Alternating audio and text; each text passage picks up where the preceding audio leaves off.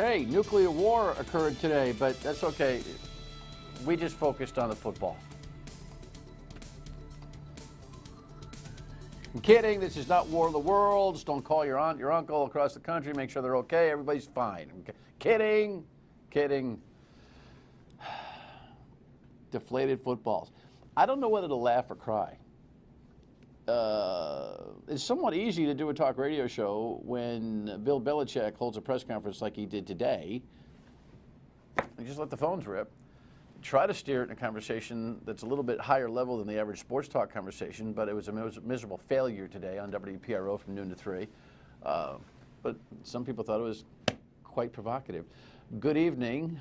My state of mind. I am Dan York. You know who you are. So now that we've got that all settled, let us move on. Charlie Lombardi is my guest tonight. I'm sure Charlie will have a thought on the deflated football. I'm sure that's the top of the list in North Providence initiatives for 2015. But a story broke by WPRI over the last couple of days that the Google money is now in Charlie Lombardi's hands. And we'll find out what he's doing with it. What is the Google money? What does it mean? You'll have to stay tuned. That and more as we kind of tour the mayors in January and February here to see what 2015 will look like for them. Let us go to the rundown. You know, frankly, it's a very light rundown tonight because that story is dominating everything. That's a story that was in the top of the Providence Journal today, 1 in 5. I'll fill you in on what that fraction means. Sometimes we think the grass is greener somewhere else. Well, I've got a little proof that it's not. And prices. It may surprise you and give you a little perspective over what's happening. Of course, your state of mind is important to us. Let's dig in. Yep, that's what I'm thinking. Belichick and the sycophants that all stacked in there to his press room to hear what he had to say. The headline, you know, I've never touched a game ball. I've never touched a game ball. Okay, Bill, you never touched a game ball. I don't even have to explain this story to you, right? We got 11 out of 12 balls that were found to be underinflated halftime of the AFC Championship game. It's all going on. Here's the problem I have, and I apologize. Don't tell anybody this, but we record the show in late afternoon, and it airs here at 7:30, or you may be seeing the repeat at 11:30. Tom Brady was scheduled to speak on this just after our recording today. So we'll have to talk about that part tomorrow. In the meantime, Bill Belichick was, I don't know nothing, all day. I had no knowledge whatsoever of this situation until Monday morning. I would say I've learned a lot more about this process in the last 3 days than I knew or had talked about it in the last 40 years that I've coached in this league. The balls we practice with are as bad as they can be. Wet, sticky, cold, slippery, whatever, however bad we can make them, I make them. So the sports journalists all across television and radio were all, and the opiners and the talk show hosts and whatever else, they were just emotional about how expressive and honest and raw he was. The bar is so low for free expression from Bill Belichick that anytime he gives you more than a syllable, it's like, hey, happy dance for everybody. So I guess on that level it works. I was kind of thinking maybe he'd take some responsibility, even though I'm not going to call him a liar. How would I know if he knew whether or not the PSI in the footballs is X or Y and ever even thought about checking?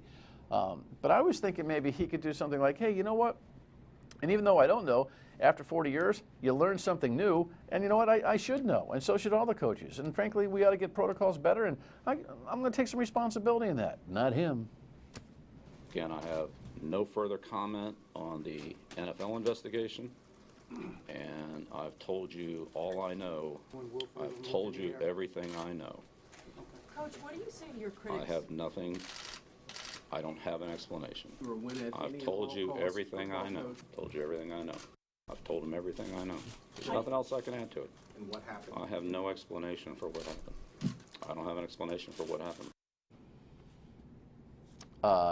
It should leave you wanting. All your theories on thermodynamics about filling balls in one room and the air and the tires and oh my gosh.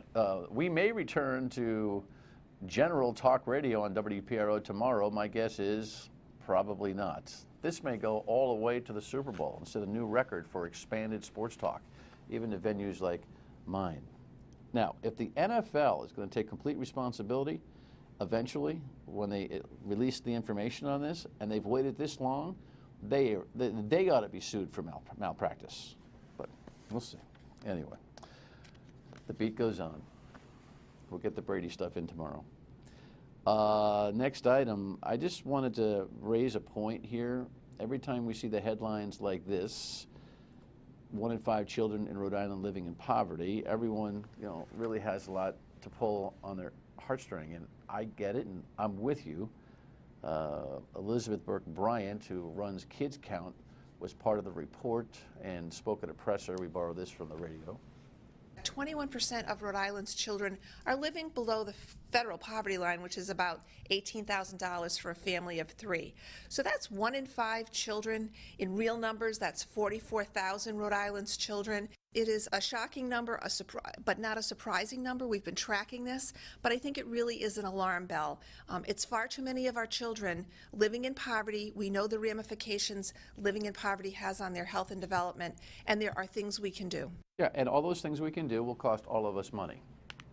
Now, look, I'm not going to mess with the humanity of this. When kids are here, they need to be taken care of. I get it. But here's the million-dollar question, the multi-million-dollar question, the multi-billion-dollar question. How many of these kids ended up in poverty years after they were born? Or how many were just born into poverty by people who should not be trying to make babies until they're financially prepared to do so?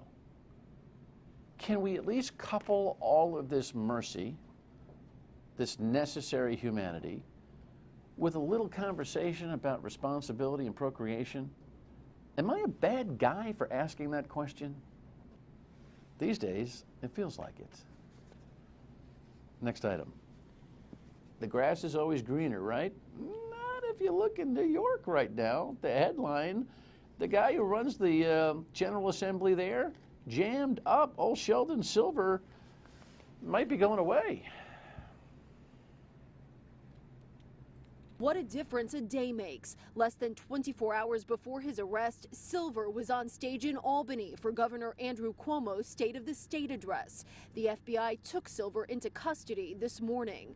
The complaint alleges, quote, Silver used the power and influence of his official position to obtain for himself millions of dollars in bribes and kickbacks, masked as legitimate income earned by Silver as a private lawyer. Federal prosecutors say this had been going on for more than a decade. They also charged Silver obtained attorney referral fees for himself, including from clients who had substantial business with the state. Just want to tell you, it might not be Gordon Fox, just Gordon Fox, or any number of people. We don't even know if Gordon Fox is jammed up yet, but any number of people that have been jammed up in the public world here in Rhode Island. See, we're always talking about how corrupt we are. Guess what? Score 1 for the state of New York. Terrible. That was my whole point. Gas versus water.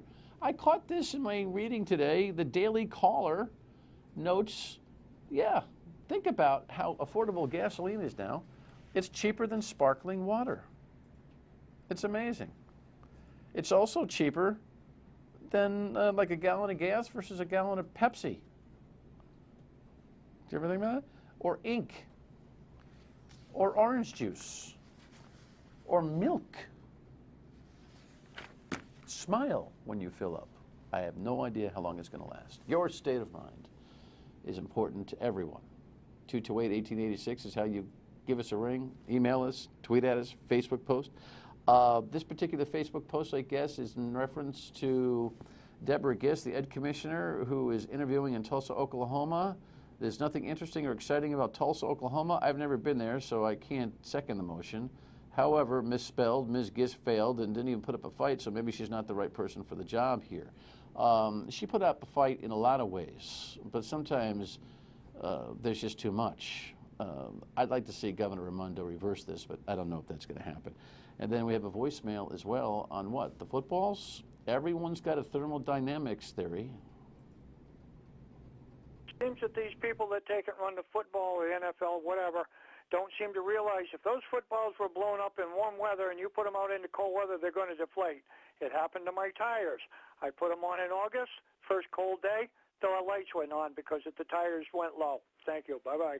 Well, thank you, Donald. That was a call to our State of Minds line here at MyRI TV. But if you're wondering what the radio has sounded like for the last 2 days, it's Donald. Mayor Lombardi, next.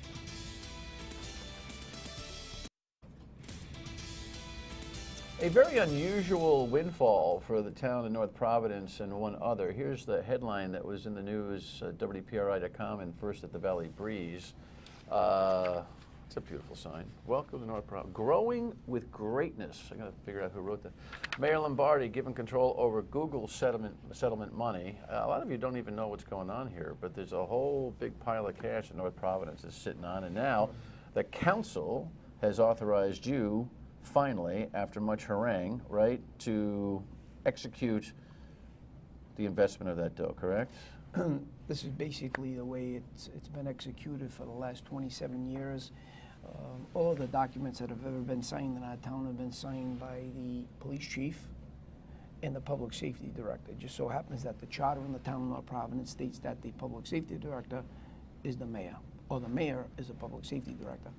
That has never been a problem.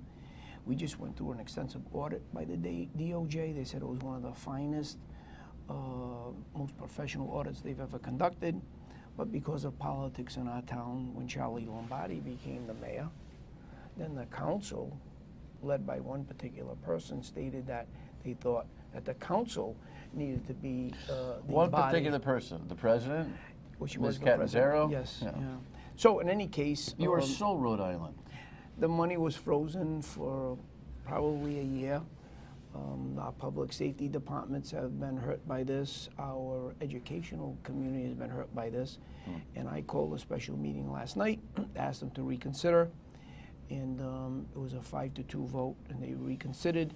And we'll be sending a communication to the Justice Department stating that they would like this program to return as to the way it was distributed. So, by the way, Happy New Year. Welcome. You also, Dan, a pleasure to be here. The idea that this Google money came, give me the short version, because this is TV, we're going to move fast. Yeah, I mean, very, you very guys got quickly. this windfall because of the settlement, because Google was admitted to illegal drugs on their website, That's and correct. your police department was in the middle of the investigation. That's correct. We were successful in receiving $60 million. Now, when we knew we were going to get that $60 million before the Justice Department would release that, our police chief and our police department had to approve to the Justice Department as to how the money would be spent, and had to write a considerable, lengthy. Is it limited to specific expenses? Yes, it's only supposed to be utilized for police use. And as you know, as soon as we knew we were going to get it, my theory was to try to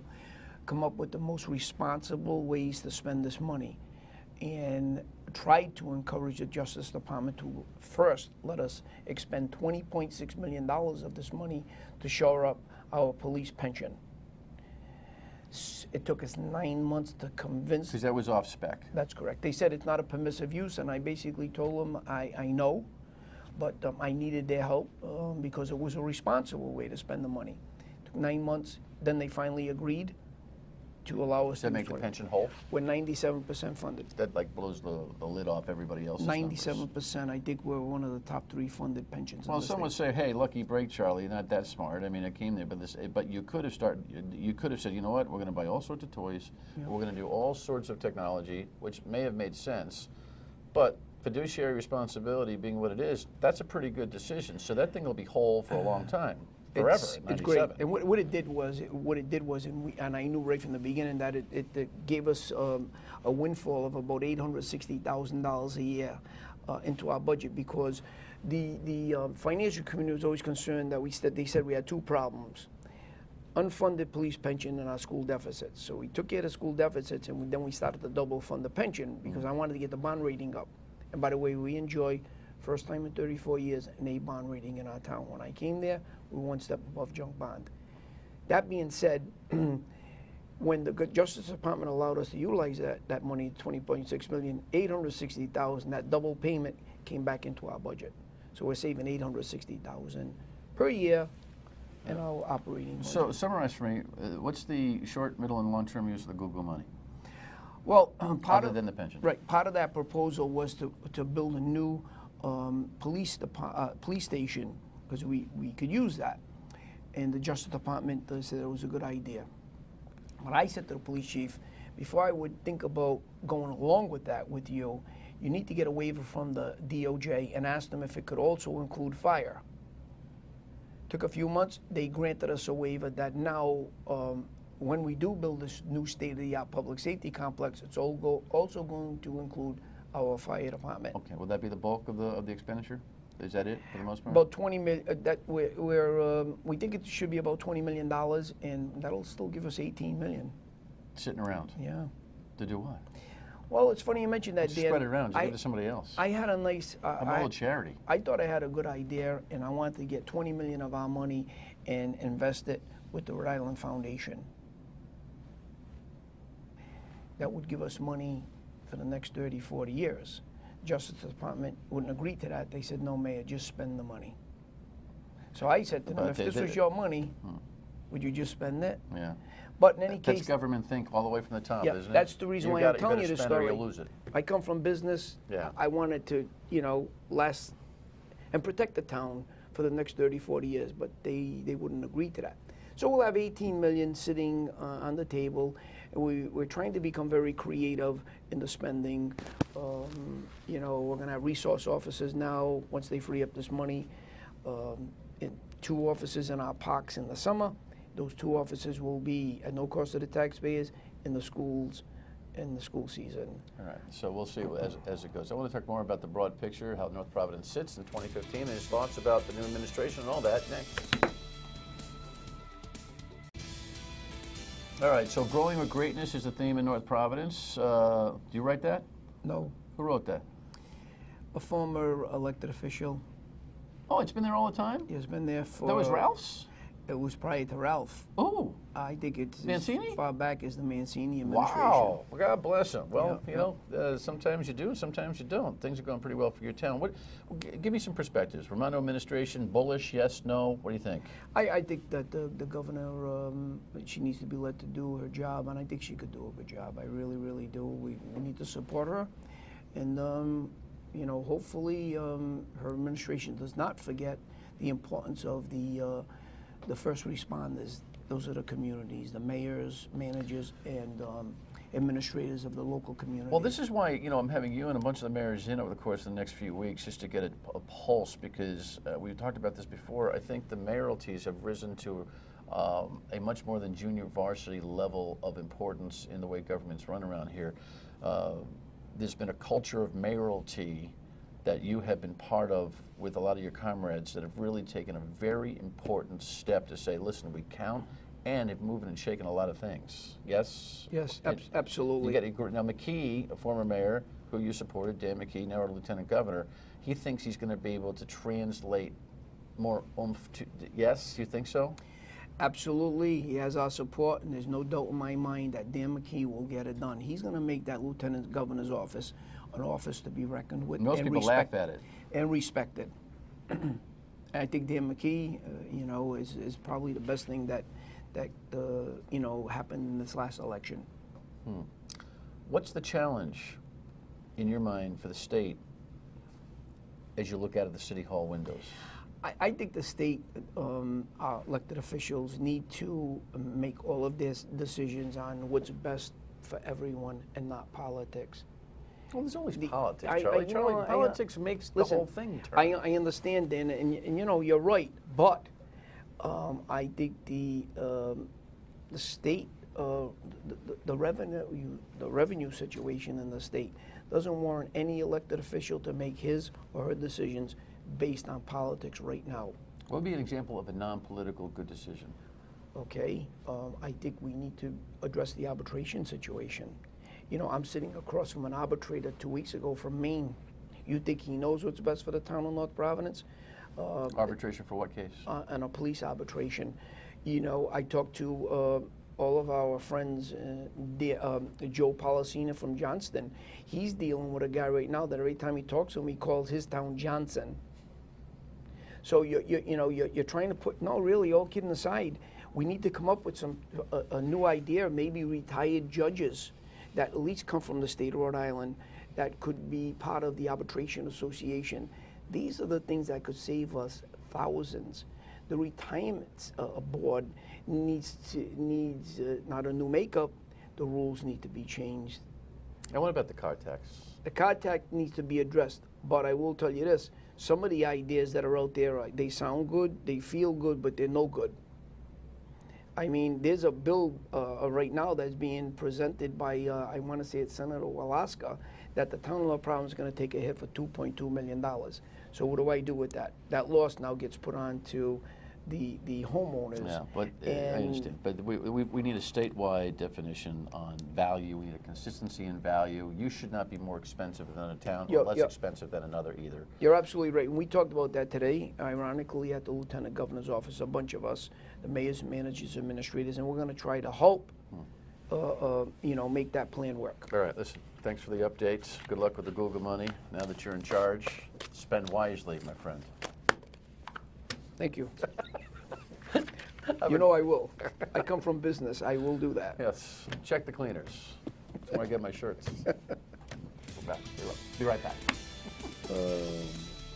So I'm listening to my ABC News smartphone here. I'm not rebroadcasting. I'm just listening of it. Brady says, I know nothing either. All right. You know what? We got to reserve the show tomorrow to talk all about this because no one cares about world affairs until we find out what happened to those footballs, who's culpable, and who's paying. We got a week and a half left of this. I'll see you on the radio at noon tomorrow on WPRO and back here at 7:30 on MyRI TV. Good night.